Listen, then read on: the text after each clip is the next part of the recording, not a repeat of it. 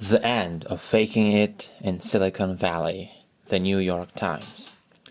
Recent changes, convictions, and sentences all indicate that the startup world's habit of playing fast and loose with the truth actually has consequences.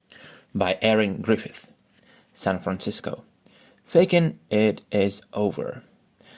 That's the feeling in Silicon Valley, along with some schadenfreude and a pinch of paranoia. Not only has funding dried up for cash-burning startups over the last year, but now fraud is also in the air as investors scrutinize startups' claims more closely, and a tech downturn reveals who has been taking the industry's fake-it-till-you-make-it ethos too far. Take what happened in the past 2 weeks. Charlie Javis, the founder of the financial aid startup, Frank, was arrested, accused of falsifying customer data. A jury found Rishi Shah, a co-founder of the advertising software startup Outcome Health, guilty of defrauding customers and investors. And a judge ordered Elizabeth Holmes, the founder of the defrauded investors, at her blood-tasting startup, Theranos, to begin an 11-year prison sentence on April 27th.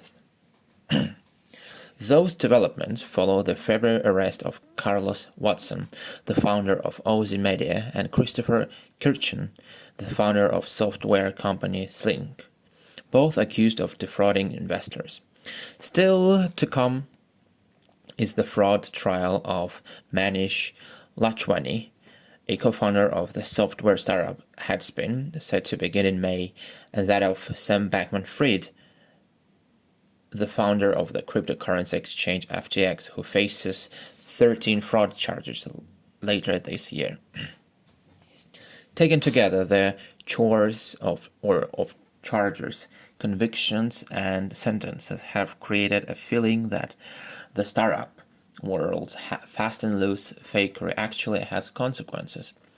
Despite this generation's many high-profile scandals, Uber, WeWork, and downfalls, Juicero, few startups founders, aside from Ms. Holmes, ever faced criminal charges for pushing the boundaries of business puffery as they disrupted us into the future. The funding downturn may be to blame.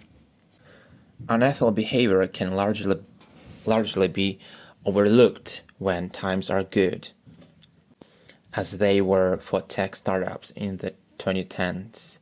Between 2012 and 2021, funding to tech startups in the United States jumped eightfold to $344 billion, according to PitchBook, which tracks startups. More than 1,200 of them are considered unicorns worth $1 billion or more on paper. But when the easy money dries up, everyone parrots the Warren Buffett proverb about finding out who is swimming naked when the tide goes out. After FTX filed for bankruptcy in November, Brian Chesky, the chief executive of Airbnb, updated the adage for millennial tech founders. It feels like we were in a nightclub and the lights just turned on, he tweeted. In the past, the venture capital investors who backed startups were reluctant to pursue legal actions when they were duped. The companies were small with few assets to recover, and going after a founder would hurt the investor's reputation. That has changed as the unicorns have soared, attracting billions in funding, and as larger, more traditional investors, including hedge funds, corporate investors, and mutual funds, have entered the investing game. There is more money at stake, so it just changes the calculus, said Alexander Dick, a professor of finance at the University of Toronto who specializes in corporate governance. The Justice Department has also been urging prosecutors to be bold in its pursuit of more business frauds, including at private startups. Thus, charges for founders of Frank, Aussie Media, Sling, and Headspin, and expectation of more to come. IRL. A messaging app that investors valued at $1 billion is being investigated by the Securities and Exchange Commission for allegedly misleading investors about how many users it had, according to reporting from The Information. Rumbly, a laundry delivery startup in Ohio, allegedly fabricated a story of financial success to secure funding, which its founder used to buy himself a $1.7 million home, according to a lawsuit from one of its investors. News outlets have also reported unethical behavior at startups, including Olive, a $4 billion healthcare software startup, and Nate, an e-commerce startup claiming to use artificial intelligence. A spokeswoman for Olive said the company has disputed and denied the reported allegations. All of this creates an awkward moment for venture capital investors. When startup valuations were soaring, they were seen as visionary nightmakers. It was easy enough to convince the world and the investors in the funds, pension funds, college endowments, and wealthy individuals, that they were responsible stewards of capital with the unique skills required to predict the future and find the next Steve Jobs to build it. But as more startup frauds are revealed, these titans of industry are playing a different role in lawsuits, bankruptcy filings, and court testimonies. The victim that got duped. Alfred Lin, an investor at Sequoia Capital, a top Silicon Valley firm that put $150 million into FTX, reflected on the cryptocurrency disaster at a startup event in January. It is not that we made the investment. It is the year and a half working relationship afterwards that I still didn't see it. He said that is difficult.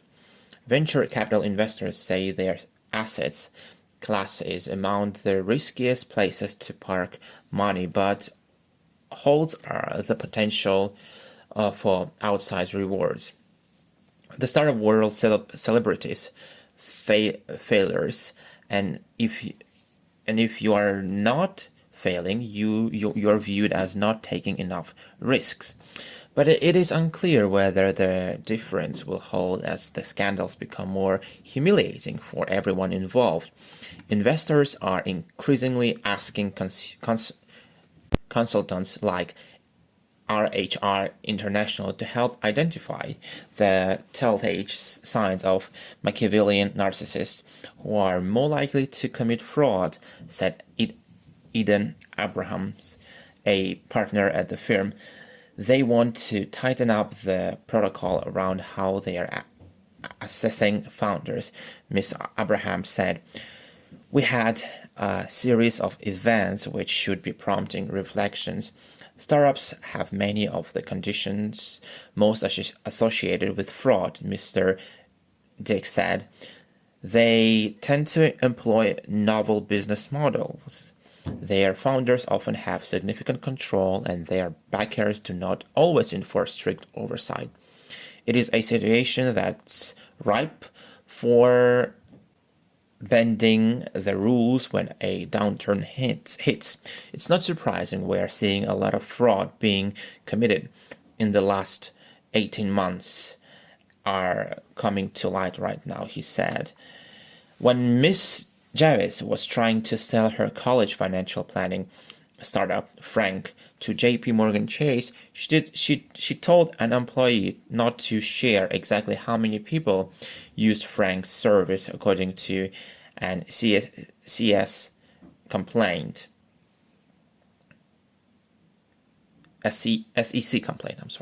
According to an SEC complaint. Later, She asked the employee to fabricate thousands of accounts, assuring her staff that such a move was legal and that no one would end up in orange jumpsuits, the complaint said.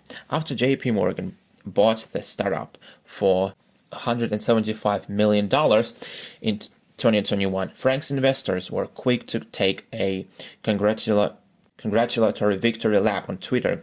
So many more students and families will now have great access to financial aid and hired opportunities.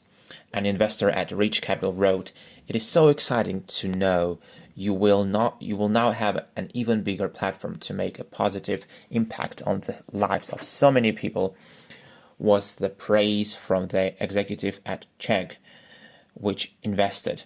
Miss Jabais faces four counts of fraud. She faces 4 counts of fraud. This past week, JP Morgan accused her of transferring money to a shell company after the bank uncovered her alleged fraud. Outcome Health, which sold drug ads on screens in doctors' offices, raised $488 million from investors including Goldman Sachs, the Google-affiliated fund Capital G, and the family of Governor J.B. Pritzker of Illinois, while making public claims of breakneck growth and profitability. In reality, the company had missed the revenue targets, was struggling to manage its debt load, and was overbilling its customers. Yet investors plowed money in anyway and even allowed Outcome Health's co-founder Mr. Shah and Shradha Agarwal to cash out $225 million worth of shares. One of the company's smaller investors, Todd Cousins, of Leerink Partners, said he was not deterred by red flags like missing revenue targets and other sloppiness because they could have cleaned that up. The company crossed into fraud when it alerted a sales report, which would have been difficult for outsiders to detect, he said. This was a great business model and the product was working, but these founders got really greedy, he said. They wanted more. Mr. Cousins' firm lost 90% of its $50 million investment. Mr. Shah was convicted of 19 counts of fraud and Ms. Agarwal of 15. A spokesman for Mr. Shah said that the verdict deeply saddens him and that he plans to appeal. Ms. Agarwal counsel said they were reviewing the verdict and considering her options. Slink's founder, Mr. Kirchner, lied to investors about Slink's business performance and used the money raised to buy himself a $16 million private jet, among other misappropriations, according to SEC complaint. When one investor dug into Slink's finances, Mr. Kirchner told the person that Slink was in the process of switching to a new financial service provider. The complaint said the investor wired $35 million.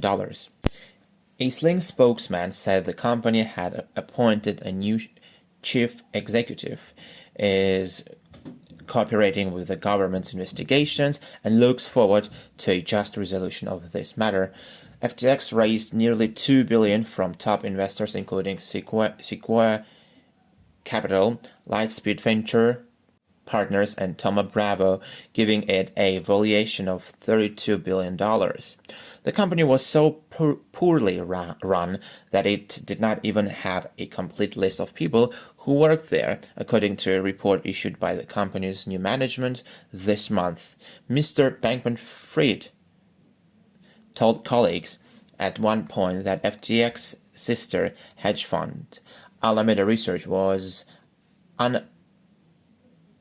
unauditable and that the team sometimes found $50 million in assets lying around that they had lost track of. Such is life, he wrote. Sequoia, which commissioned a glowing profile of Mr. Bankman-Fried to publish on its website, apologized to investors after the company collapsed. It also deleted the profile. Mr. Lin explained at the startup event that venture capital industry was ultimately a business based on trust. Because if you don't trust the founders that you work with, he said, why would you ever invest in them?